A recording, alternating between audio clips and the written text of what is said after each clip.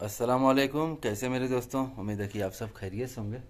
तो अभी ईद के बाद से आज पहला दिन है कि मैं अपनी साइट पे आया हुआ हूँ काम पे, क्योंकि मैं गया हुआ था जिद्दा घूमने के लिए। दोस्त यार सब वहीं पे हैं, तो वहाँ पर गया था। तो आया तो फिर नींद उद एकदम बे टाइम का टाइम सब हो गई थी, तो काम धाम करने में थोड़ा सा दिक्कत हो रही थी। तो फिलहाल जो है कि अभी आज पहला दिन मेरा काम पे है और यहाँ पर हमारा वायरिंग का काम चल रहा है। आप लोगों को दिखा रहा हूँ मैं। देखिए ये पूरा हमारा वायर रखा हुआ है, ये डिश का ये वायर है, पूरा रोल है देखिए। और यहाँ पर ये 4 mm का वायर है, जिसे अपने यहाँ 4 इन बोलते हैं। इसको यहाँ पे अरबा मिली बोलते हैं। ये काला है तो काले को अस्वथ बोलते हैं। और ये 10 जिस पे लिखा है ये 6 मिली का है। ये अर्थिंग का वायर है, देखिए पीला और हरा। इधर भी पूरा देखिए हमारा वायर भरा हुआ है। 12 नंबर जो कार्टून है देखिए 4 का है, जो 14 नंबर लिखा है वो 2.5 मिली का है। ऐसे ही हमारा वायर है। और इधर भी पूरा वायर हमारा ये फ्लेक्सिबल पाइप है और ये MCB बोर्ड है हमारा, ठीक है। और दिखा रहे हैं वहाँ पे हमारा बंदा जो सेलिंग है उसकी पाइप कट कर रहा है। अभी देखिए जैसे ये सेलिंग में लाल पाइप देख रहे हैं ना, इसको जो है कि हम छीनी हथौड़ी से कट करते हैं। इधर देखिए हमारा बंदा कट कर रहा है, क्योंकि हमारे यहाँ जैक्सन लगा हुआ होता है, तो जैक्सन के अंदर पाइप होती है। तो ये देखिए इसको यहाँ से हम कट कर देंगे, फिर ये हमारा पाइप का मुंह खुल जाएगा, फिर हम अपना जो है वायर डालेंगे, क्योंकि यहाँ पे जैक्सन नहीं यूज़ होता है। देखिए कट गया ना एकदम आसान तरीके से। तो मेरे भाई यहाँ पे ऐसे ही पाइप कटिंग की जाती है, क्योंकि यहाँ पे जैक्सन वगैरह नहीं लगता। तो बात यह है कि कितने भाई कमेंट करते हैं कि सर मैं काम सीख रहा हूँ, क्या मैं सऊदी अरब में आ सकता हूँ। तो मेरे भाई बिंदास आ सकते हैं यार, क्यों नहीं आ सकते हैं। अगर थोड़ा बहुत भी आपको जानकारी है तो भी आप सऊदी आ सकते हैं, उसमें कोई दिक्कत नहीं है। और कितने भाइयों का कमेंट है कि भाई हम पहली बार आ रहे हैं तो कंपनी में आए कि आज़ाद वीज़ा पे आए। देखिए मेरे भाई मैं तो यही राय दूंगा कि अगर जो पहली दफ़ा आप सऊदी अरब में आ रहे हैं इलेक्ट्रीशियन के काम में या किसी भी काम में आ रहे हैं, तो कभी भी आप कंपनी में आइए। कंपनी में आएंगे तो इससे क्या है कि आप साल 1.5 साल जब आपका वक्त निकलेगा तो आपको अरबी भी पता हो जाएगी, यहाँ का पूरा सिस्टम भी पता हो जाएगा, और जितने सामान वगैरह ये सब होते हैं ये भी पूरा इन सबों का नाम भी आपको पता चल जाएगा, और आपकी तनख्वाह भी चालू रहेगी, तो कोई दिक्कत आपको नहीं होगी।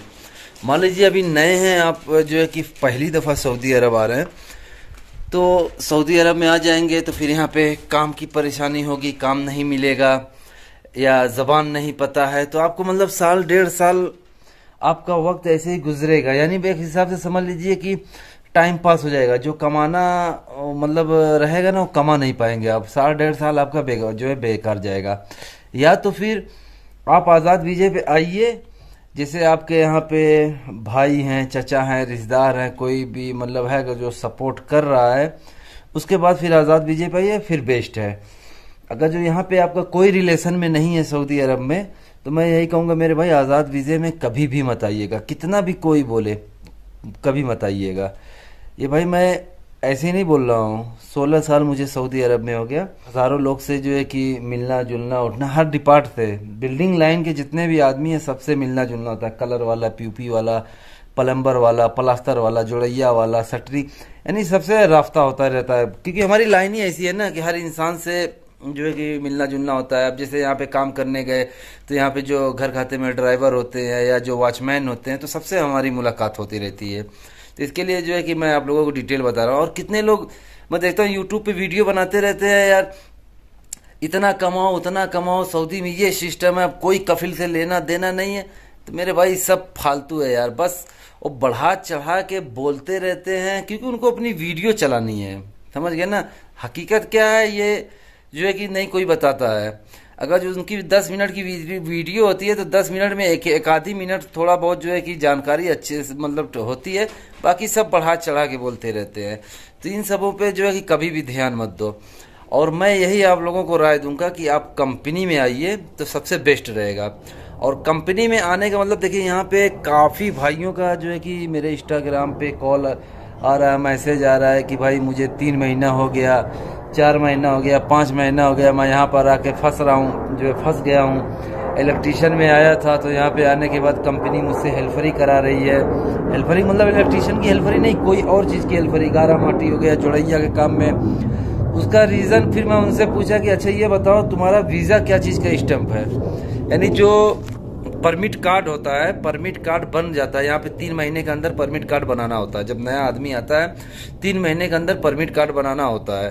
3 महीने के अंदर अगर जो परमिट कार्ड नहीं बने, मतलब 3 महीने के बाद जब परमिट कार्ड बनता है तो उस पर जो है कि यहाँ पर फाइन आती है। इसके लिए 3 महीने के अंदर परमिट कार्ड यहाँ पे बन जाता है। अब कोई कंपनी ना बनाए तो अलग बात है, लेकिन 3 महीने का यहाँ पे सिस्टम है। तो मैंने उनसे पूछा कि भाई आप लोगों का वीज़ा क्या चीज़ का है, जो परमिट कार्ड मिला हुआ है उस पर क्या लिखा है। तो उन्होंने बोला भाई इस पर लिखा है कि मतलब आमिल, आमिल यहाँ पे अरबी में लिखा रहता है, आमिल आईडी, ठीक है। यहाँ पे मतलब हेल्पर ये सब नहीं लिखा होता, पूरा अरबी में यहाँ पे चलता है। लेकिन वहाँ पे एजेंट आप लोगों को इंग्लिश में दिखाते हैं, इंग्लिश में नहीं लिखा होता मेरे भाई। वो सब जो है कि अपने कंप्यूटर से प्रिंट करके दिखाते हैं, समझ गए ना। तो ये सब सरासर बकवास है। पहली बात तो ये चीज़ है। तो आमिल आईडी, तो मैंने बोला भाई आमिल आईडी वीज़ा आपका स्टैंप हुआ है तो इलेक्ट्रीशियन का काम कैसे करवाएगा। हाँ वो करवाए तो अलग बात हो गई है, लेकिन आमिल आईडी के वीज़े पे अगर जो इलेक्ट्रीशियन काम नहीं करवा रहा है, हेल्पर करवा रहा है, तो तुम कुछ कर भी नहीं सकते, केस भी नहीं कर सकते। वजह क्योंकि तुम्हारा वीज़ा जो है कि आमिल आईडी का यानी हेल्पर का है।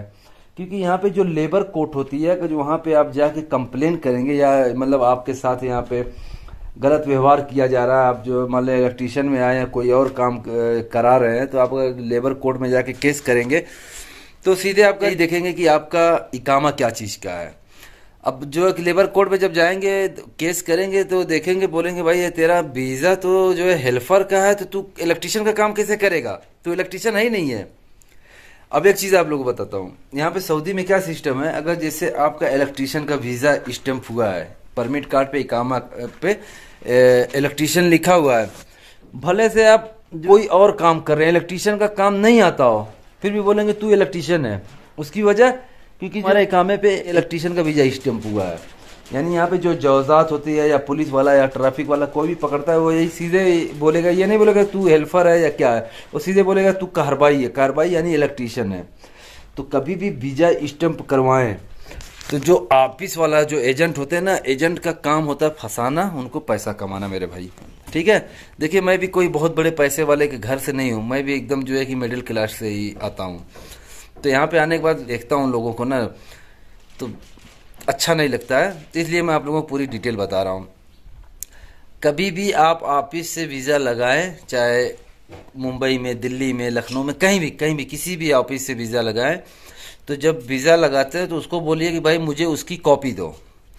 बोलो कि जो वीज़ा, अगर बोलेगा नहीं तुम कहीं और से जो है कि मतलब वीज़ा स्टैंप करवा लिए, पहली बात तो कहीं और से इंसान वीज़ा स्टैंप नहीं करवा सकता। जिस ऑफिस का वकाला बना होता है वीज़ा ओनली वहीं से स्टैंप हो सकता है। अगर जो मान ले खुदा न खास्ता उसने ऐसा बोला तो उसको बोलिए एक काम कर, जो वीज़ा नंबर जो है उसको मिटा दे और मुझे उसकी कॉपी दे, या फिर जो नहीं दे रहा है कोई बात नहीं है, उसको बोलो जो लीगल है वो मुझे कंप्यूटर में सिस्टम में खोल के दिखा। वहाँ पे अरबी में ही लिख के आएगा, तो वहाँ पे देखना, कभी भी ध्यान देना, कहरबाई लिखा होगा, अरबी में कहरबाई लिखा होगा। और कंपनी का वीज़ा है तो कंपनी का नाम भी लिखा रहेगा, या मोससा लिखा रहेगा, समझ गए ना। तो ये चीज़ है, कभी भी इलेक्ट्रीशियन में आए किसी दूसरा वीज़ा ऑफिस के थ्रू तो स्टैंप करवाएं ही मत, चाहे आमिल का वीज़ा या ड्राइवर का वीज़ा या कोई भी वीज़ा स्टैंप मत करवाएं। हाँ आपके दोस्त यार वीज़ा भेज रहे हैं या नाथ ही या रिश्तेदार वीज़ा भेज रहे हैं, मान लीजिए वो इलेक्ट्रीशियन का नहीं या किसी और चीज़ का वीज़ा है, उसके बाद उस पर जाइए, क्योंकि वो इत्तेफाक जो कफिल होता है ना, जो जिसका वीज़ा होता है उससे जो है इत्तेफाक होता है, तो उसमें चीटिंग में से 1% चांस होता है। लेकिन ऑफिस वाला जो वीज़ा होता है ना मेरे भाई, वो 100% चीट समझ लीजिए होता है। तो ये चीज़ आप लोगों को ख्याल रखना। जो नए इलेक्ट्रीशियन है मैं यही कहूँगा कि मेरे भाई आप कंपनी में आने की कोशिश करें तो सबसे बेस्ट रहेगा, ठीक है। तो कुछ यही थी वीडियो, फिर इंशाल्लाह किसी और वीडियो मिलूँगा, तब तक के लिए अल्लाह हाफिज़।